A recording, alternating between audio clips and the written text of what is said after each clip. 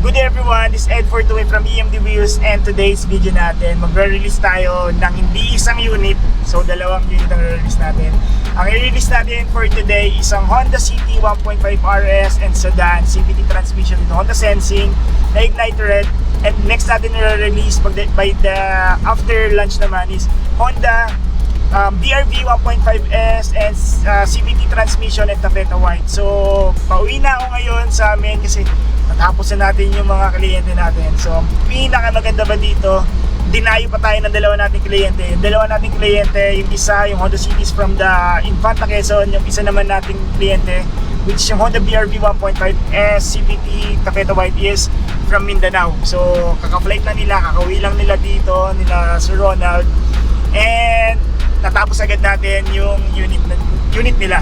So makikita nyo dito yung mga procedure ng unit, makikita nyo yung quality ng mga preparation ng unit. Napakaganda ng pagkaka-prep natin ng unit dito sa Honda Cars Green. So by the way, i-release natin to sa Honda Cars Green Hills, itong dalawa na to. So salamat kay Jam and salamat kay Ira. Ito na promo natin. So if ever interested kayo, iwan ko yung number ko dito, pati yung pangalan ko sa Facebook natin, kontakin nyo lang ako. And stay lang kayo, tingnan nyo yung magiging release natin and magiging resulta ng release natin. So thank you guys, and sa mga clients natin, thank you po and congratulations.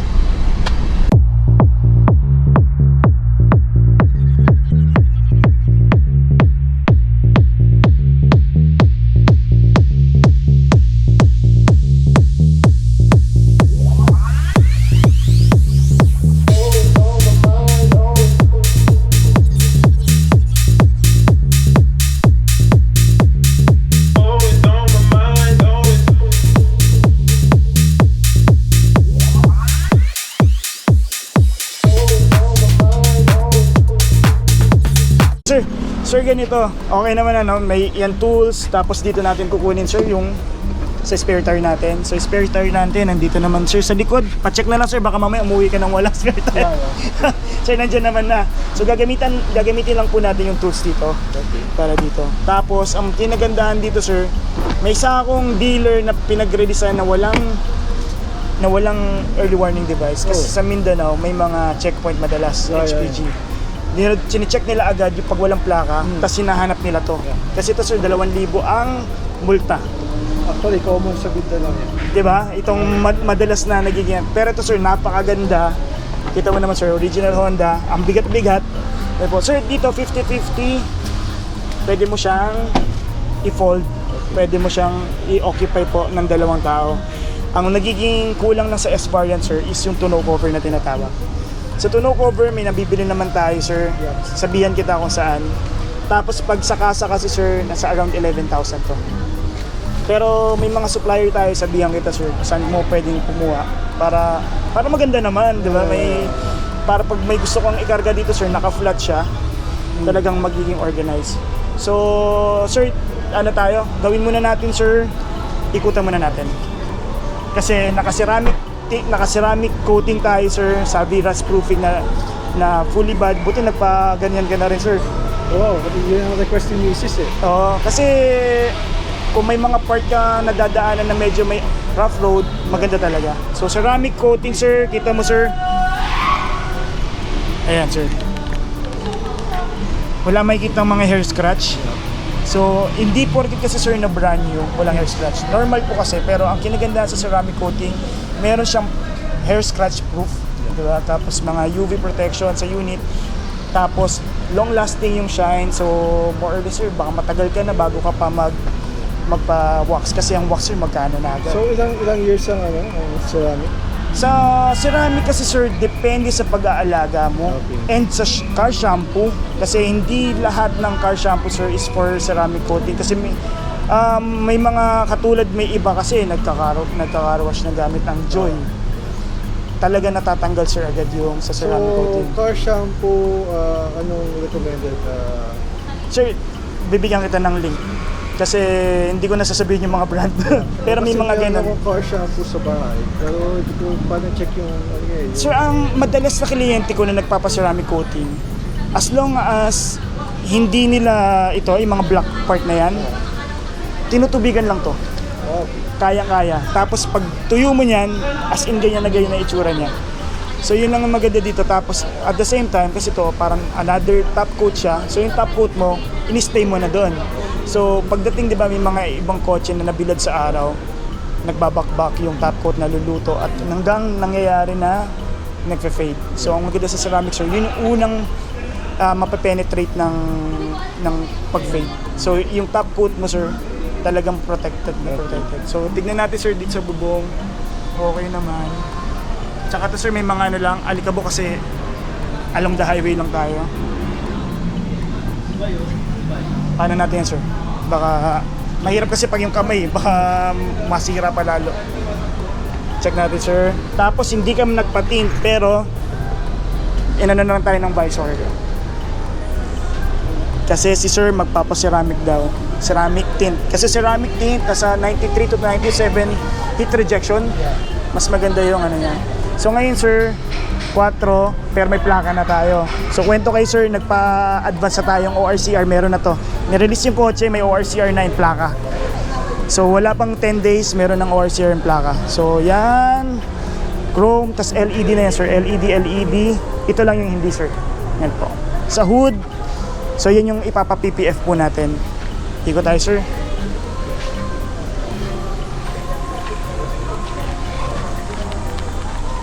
Check natin, sir, ha. Papunasan natin to, sir. Ito parang ano, sir, parang may smudge lang. Pero yun nandun sa parang banda sa spoiler yun. Paano natin, sir? Jerry lang pati kasi dyan.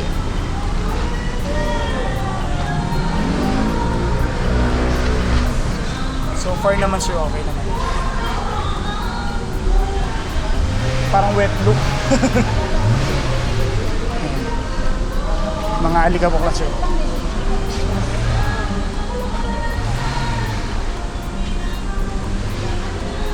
Wax yun, sir. Ito, pula. Wax pala yun. Paano natin, sir? Sir, ito. Ito yung pinaka-brandang ano natin, sir. Ceramic coating natin.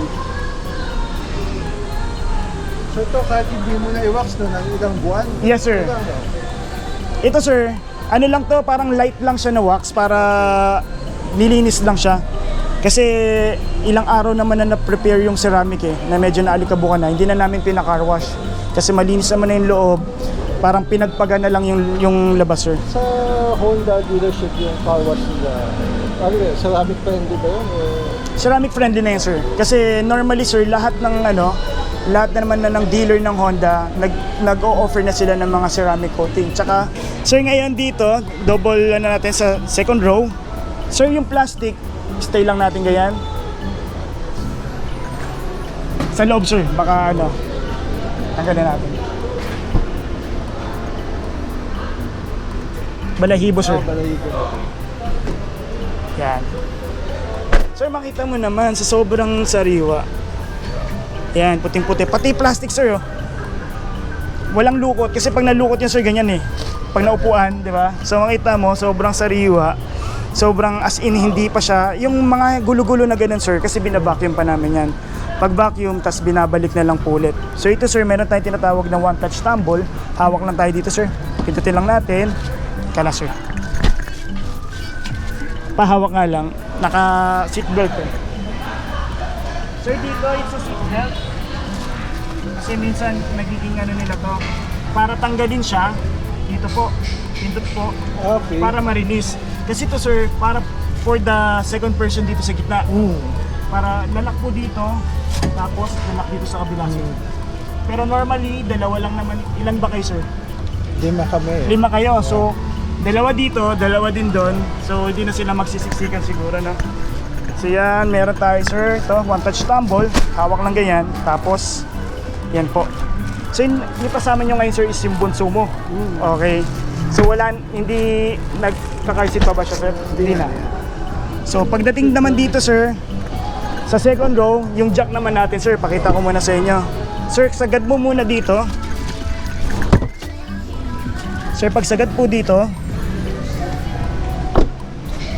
ito lang medyo maproseso yung jack, sir, dito po. Ito, sir, silip niyo po. Sir, dito po. Okay.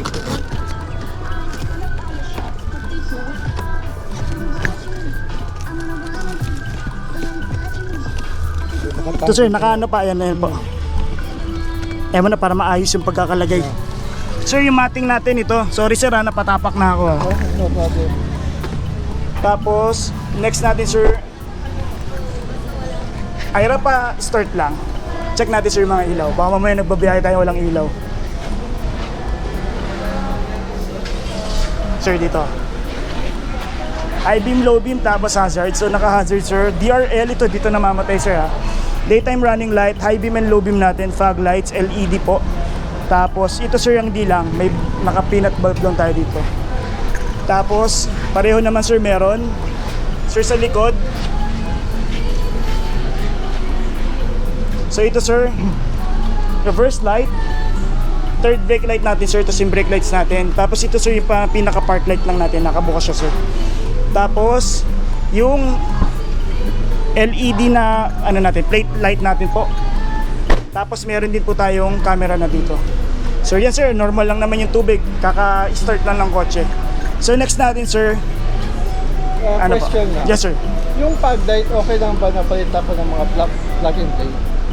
Pwede yan sir. So, As long as hindi ka nag-i-splice. Tapos kasi may mga iba kasi nagagay sir parang double weather po, may yellow and white.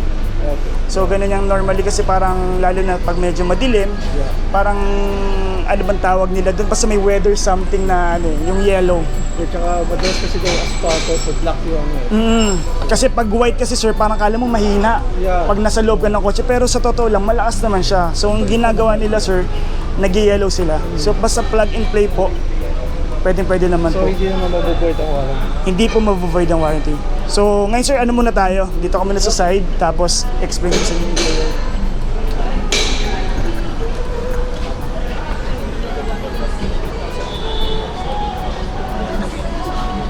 Thanks.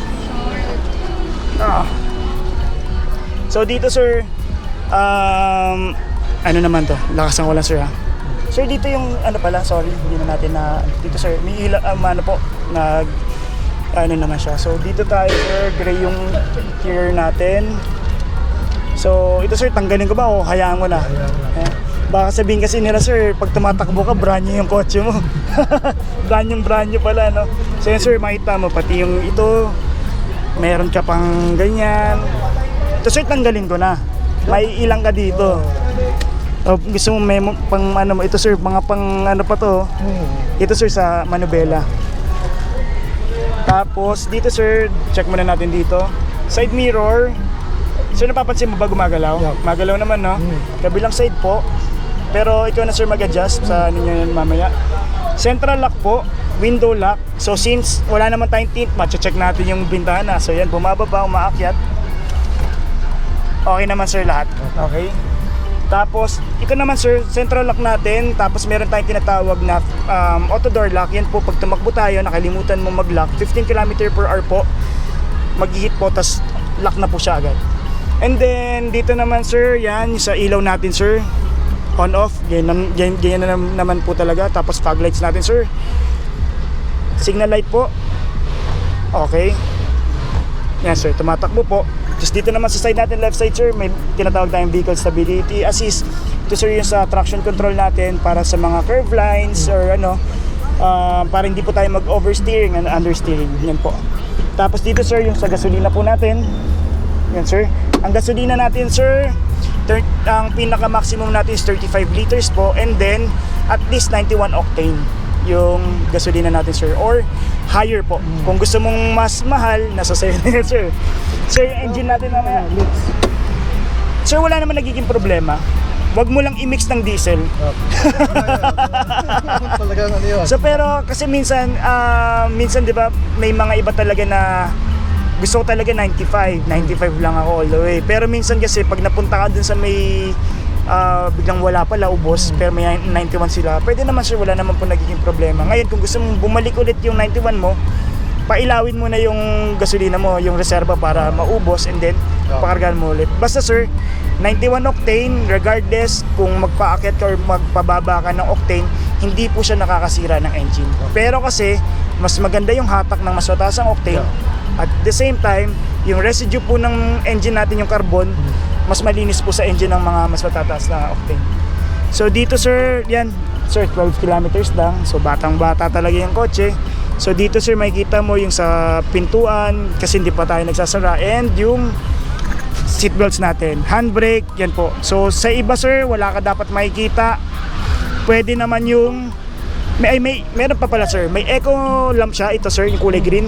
Yung eco lamp sir is eco assist siya. So every time na tumatakbo tayo, pag matipid ka sa gasolina sir sa pagpapatakbo, umiilaw siya.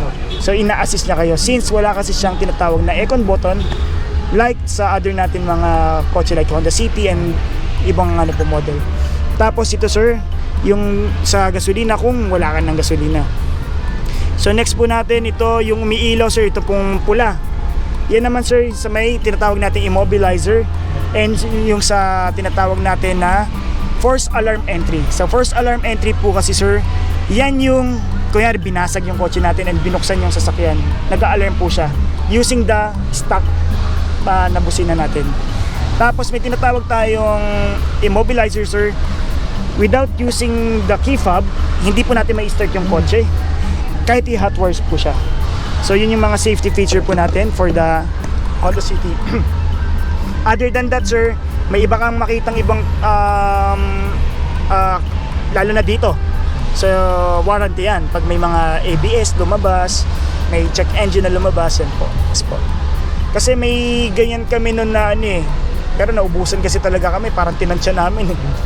Tapos ang mahirap dyan sir, pag nasagad ka talaga doon, kailangan medyo, kasi may dineliver kami dati sir, medyo baguhan pa akong ahente noon, way back 2012 po, Honda City na dineliver namin ng Pampanga, na ubusan kami. Ay hindi, sorry, Santa Maria, Bulacan. Tapos kinargahan na namin ng 300, hindi siya mapa-start. So nangyari, dapat makapagpakarga ka at least 500 pesos. Pero syempre di mo naman sasagadin yan sir, di ba? Kung umilaw yan. And actually sir, meron tayong tinatawag na range. Sa range na yan sir, makikita mo yung nakakarga sa'yo kung gaano kalayo pa yung pwede mong i-travel. Like this, for 2 bars po, 59 kilometers pa. So malayo pa. Makakapunta ka ba niyan ng Valenzuela? Yan po. Pero sa ngayon sir, kasi 59 kilometers, mababa pa yan. Kasi bakit kamo sir, hindi pa tumatakbo yung kotse natin, 12 kilometers pa lang. So ang kilometer per liter niyan lumalabas is 0.6, which means malakas siya kunwari. Kasi hindi pa siya tumatakbo eh. Pero eventually, pag tinatakbo niyo na yung kotse sir, tumaas na yan. Pag nag-travel ka sa pauwi na sa inyo, tumataas na yan. Pati yung kilometer per liter sir, makikita mo. Pero dapat mag 1,000 ka yan sir, para yung computation umano talaga. Pero pag hundreds lang, di pa talaga sir. Pero ang maganda naman dito sa BRV sir, city driving, which is sa inyo naman wala naman masyadong traffic. Pero pag dito sa Manila sir, kaya niyang mag 10 to 15 km per liter. Masyado na matipid yun. And for highway driving po, umaabot siya ng 22 km per liter. So pero kaya niyo pong taasan yun, depende sa driving habit and even sa road condition. Kung medyo lubak, syempre mabagal ka, di ba? Ganun sir. So dito po sa gasolina, sa hood, mamaya sir, buksan natin mamaya yung hood, check natin. Baka mamaya naka-turbo pala to. So ito sa ano natin, aircon naman natin sir. Ang maganda sa aircon natin, meron tayong tinatawag na remote engine start. Mamaya check natin sir. Then dito naman sir sa infotainment natin, meron tayong radio, FM, AM, tapos meron tayong tinatawag na sa USB po. And at the same time, meron pa po tayong Apple CarPlay and Auto Android using, kailangan nyo po ng cable ng cellphone nyo, kabit nyo lang po dito. And then phone mirroring na po yung ano natin. So yung mga Waze, mga Viber, and even Facebook Messenger, and yung mga YouTube and Spotify, lalabas yun sir. So yung mga lalabas dyan sir, yung mga kailangan lang natin sa pagdadrive para hindi po tayo ma-distract, like yung mga mapa natin, Google Map and Waze. Yan po yung pinakagamit na gamit. And then dito sir, pwede naman kayo mag-Bluetooth lang para kung gusto niyo na mag-Spotify lang. Meron tayong audio controls, pwede niyo pong kontrolin using dito po sa steering natin.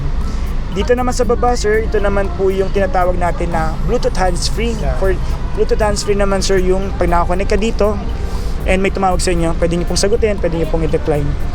So dito naman sir sa aircon natin, baba ito sir sa fan, up and down. Yan. air circulator natin sir, pwede mong maamoy yung labas. Pero ang downside nun sir, pag naamoy mo nga yung labas, lalo na dito, polluted. And the pinaka downside dyan sir, pati yung dust sa cabin filter natin na iipon, dun dumadating sir yung parang, ito sir di ba malakas? Tapos pag barado na kasi yung cabin filter mo, parang ganyan lang. Tapos yung number 1 mo sir, parang halos wala na. Ito sir malakas pa yun. So yun po, so make sure na, ito madalas naman yan, hindi naman natin ginagalaw. Pero just in case sir, ito po pipindutin natin para kung gusto nyo maamoy yung labas. Front natin sir, dito po. Yan, gumagana naman sir, yan po. Kasi malayo ka pa sir, mahirap i-solid dito. Sir, dito naman sa defogger natin, gumagana naman po siya. Pero make sure na wag po nating laging ginagamit dahil lalo na ngayon tag-init, pwede po makabasag. Sa modes naman sir, dito, normal na natin sir, dito po. Sa front and dito sir sa legs. Yan, gumagana naman po. Ramdam mo naman sir, no? Meron no? Sa baba lang and yung front, meron naman yan kanina. Normally yan lang naman po.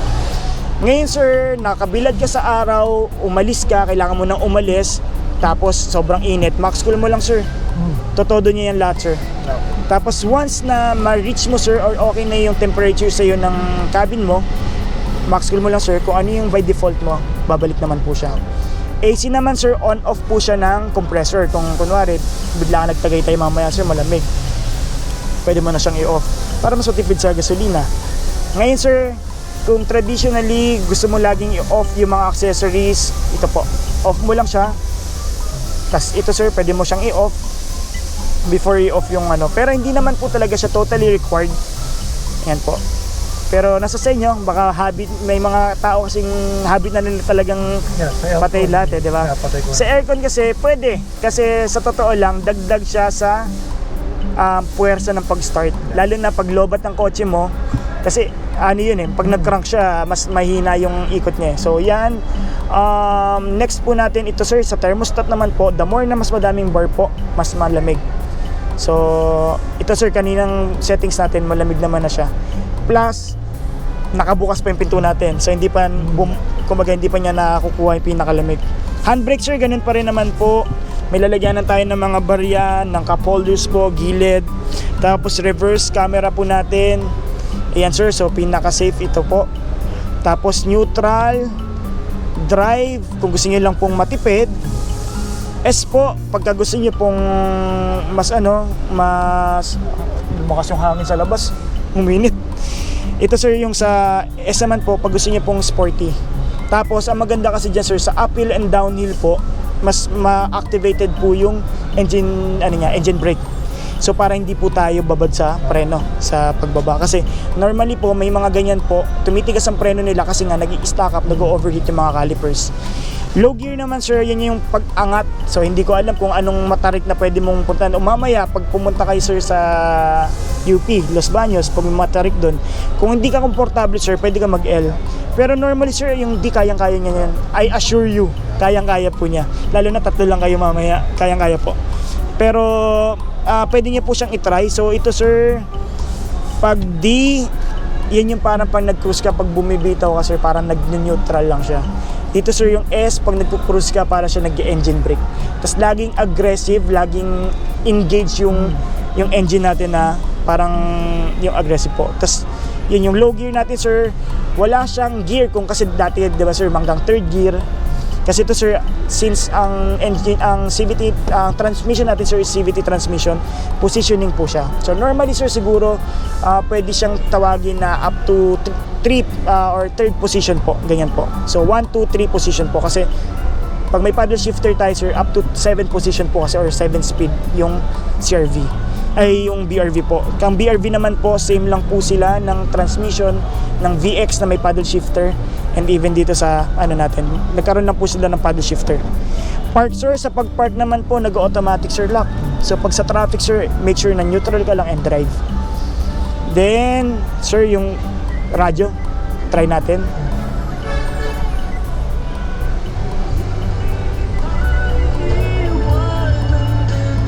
Ayan sir, tapos actually pwede mo siyang, ayan.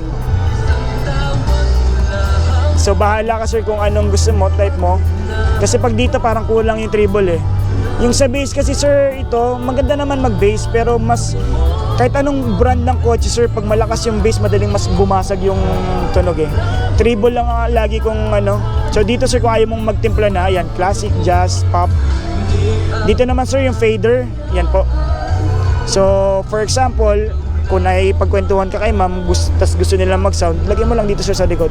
Para sila lang yung, tas kayo, di kayo nagsisigawan. Kasi di ba pag dito, ano yan sir, para malakas di ba, yan po. Then, yan, Bluetooth sir, tapos radio, yan lang naman sir yung ano natin. Pag FM ka lang sir yan. So, hindi ko alam kung anong mga channel, iba-iba channel lang bawat ano natin sir. On-off natin sir. Tapos sa mic, yan, kung pag sa ano natin sir, sa phone natin. Back sir, tas menu. Yan po. Plus minus, meron po. Para po kasi yan sa co-pilot natin na gusto niyang hinaan pag ano. Pwede rin dito sir. Pwede ka rin dito sir lumipat ng channel. Yan po. Sir, handbrake, same lang din naman po. Dito, okay din po. Tas dito sir is tilt lang po. Hindi pa po siya telescopic. Telescopic means nakahatak. Pero hindi po kasi siya parang advisable sa ganito kasi positioning kasi ng Honda BR-V upright eh. So pag hinatak mo para mas masyado ng malapit. Dito sir, pwede, ang maganda lang dito, yung seats po natin, pwede natin siyang i-adjust pataas or pababa. Pero sa totoo lang, kung sino mang gagamit nito, hindi siya mahirapan kasi ito, kita yung hood sir, kahit di nga gumanyan no? Kasi normally diba tayo minsan pag di tayo sure sa unahan, mga tayo. Dito naman sir, okay naman. And then next natin sir is, patayin ko po muna to, check natin sir engineless po. Sir, baka may question po tayo dito. Okay na. So far ano naman sir no, balikan mo lang ako sir, pwede naman.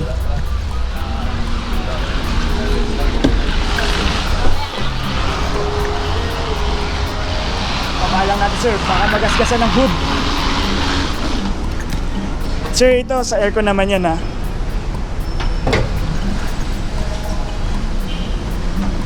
Sige po. Ayan. So yung engine natin sir, L15 po or 1.5 engine, iVTEC, double overhead cam po.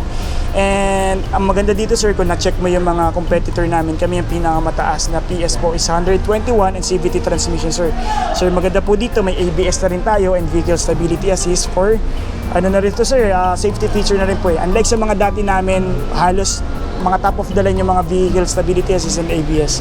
Then dito sir, lagi mo lang naman gagalawin sir ito, check mo lang. So ito sir, di pa ginagalaw oh. Dito, cup holder, ay cup ano, oil cup or ito, dito naman madala sir. Pero sa first 1,000 natin sir, wala pang gagalawin na change oil. So more on tightening sir ng under chassis natin. Tapos dito sir, yung sa wipers natin, pwedeng kahit na ano or kung may solution ka sir na gusto, pwedeng nyo pong ikarga dyan. Dito sir, wag po natin itong buksan. Dito lang po, yung gitna sir, yun po yung pinaka maximum sa kulat natin. So pagdating yan sir, pag nag first 1,000 ka, pag nagbiyahe ka na ng medyo malayo, magbababa siya ng konti kasi hihigop na siya.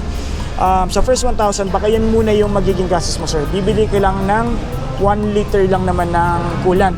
Tapos tatop upan lang nila, may sobra, bibigay naman po sa atin. So next sir, dito sir sa battery natin 1SM lang and at the same time 1 year warranty lang po tayo. Tapos sa ano natin, dito sir, wag mong masyadong pakialaman din. Kasi ito naman sir, bumababa siya pag yung caliper natin lumalabas na or nababawasan na yung preno natin. Wag lang maubusan. Pag naubusan siya, baka may tagas na. Yun naman. Pero wala naman po tayong ganun nagiging problema po. So hydrovac yan, nandiyan na rin po. Sa dito sir dati 'di ba sa block ang ito, nandito na siya ngayon. So pag napansin mo sir, pag naka-start siya, parang tumatalsik. 'Di ba dati pag sinabing tumatalsik sa dipstick, blow by na. Pero kasi sir ngayon, kaya po siya tumatalsik dahil sa mga tappet siya dito or valve niya. Pumipitik po kasi nandito na siya yung position. Ang hindi po siya normal is kung nandito siya sa block kasi ilalim yan, dapat walang pressure doon. So dito po pag binuksan po natin yan, may konting kumbaga pumipitik na mga valve dito sir.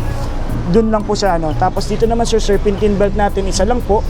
So yung compressor natin, pati yung mga ito sir, yung gray na yon, yun yung parang tensioner natin. So yun yung madalas lang naman pinapalitan. Pero more than 5 years sir, wala pa naman. Kumbaga ito lang sir. Pag medyo nag-squeak na siya, alam mo na yun. Para may sisiw every time na nag-i-start ka. Pero matagal pa naman yun sir. Baka siguro 3 years to 4 years pa. And chain type na siya, sir. So wala ka nang masyadong ano dito, sir. Sir, ito 1-year warranty tayo. Sa kotse naman natin, sir, is 3 years or 100,000 kilometers, whichever comes first. And meron tayong ino-offer, sir, dito baka just in case na interested kayo. Meron kaming ino-offer na extended warranty. Sa extended warranty, sir, so magdadagdaga lang ng 2 taon pa. So para for peace of mind ninyo, para pagdating ng 3 years or 4th year and 5th year kung may gagawin po, libre yun, sir, kahit piso. Wala kang babayaran. So dito, sir, yung computer box niya, fuse box, sir, pag just in case na may nawala busina mo, nawala yung ano, sir, nandito po. Lahat, sir, sa manual po yung bawat yun sa mga relay, sir, and fuse po. Dati, sir, meron dito, meron din sa loob, sir. Normally, ay ngayon nandito na po.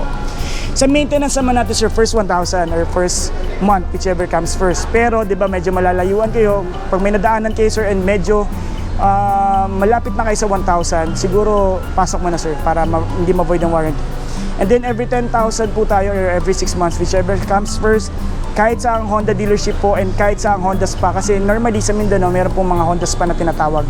So kahit hindi po siya dealer, basta Honda Spa, authorized din naman po siya ng dealer or ng planta na mag-provide po ng PMS po natin. Tapos lastly, sir, yung tinatawag nating remote engine start. So sa remote engine start, lock lang po natin, tapos hold button po ng 5 seconds. Yan, tapos mag-i-start na siya, sir, start yung engine, tapos mag-i-start na rin po, sir, yung aircon yan, sir. Yan, gumagalaw yan sa loob. Tapos ito, sir, for safety, kahit pabayaan nyo lang po siya, hindi naman siya madadrive ng ibang tao. Kasi once na, ano po, yan, sir, once na pindutin kasi yung shift knob, mag-off po yung kotse. Yan po. Pag wala yung susi, normally po. Yan po. Tapos, ngayon, sir, sa ano naman natin, sa susi naman natin, sir, naka-keyless entry po tayo. Ganun pa rin po, pindot for lock and unlock po dito. Tapos, just in case, sir, malobat ang ano natin, susi natin, sir. Dito, sir, bubuksan nyo lang po. Tapos may susian po tayo dun sa may driver's side, pwede po natin susian. Ngayon, pagdating po natin sa loob, since lobat nga siya, para ma-detect siya, lalapit nyo lang po siya sa may start, sa push start, tapos pipindutin po natin para mag-start po siya. And then, lastly, yun nga, 17 inches, sir, 210mm, disc brake yung harap natin, drum brake yung likod. Yung may mga green na ganito, sir, normal po siya. And may mga minsan parang pentel pen, which is parang ano siya, parang check, ano nila na, parang quality check, sir, ayan po. Ano yung manufacturer nito? Ang manufacturer po nito, sir, malamang this year po, 2025 po. May 2025 po, sir. 05-25 po. Ayan, sir. So, bagong-bago pa talaga. Kasi ito, sir, kakadating lang din naman. Kasi, sa totoo lang, sir, lalo na, especially for Taffeta White, mabilis siya maubos sa lahat ng dealer. So, kasi, kahit sa VX and B, mabili yung, premium opal eh. So, puti talaga. Kasi, kinagandaan dyan, sir, nagko-compliment yung mga gray, mga puti natin, sir. Mas macho.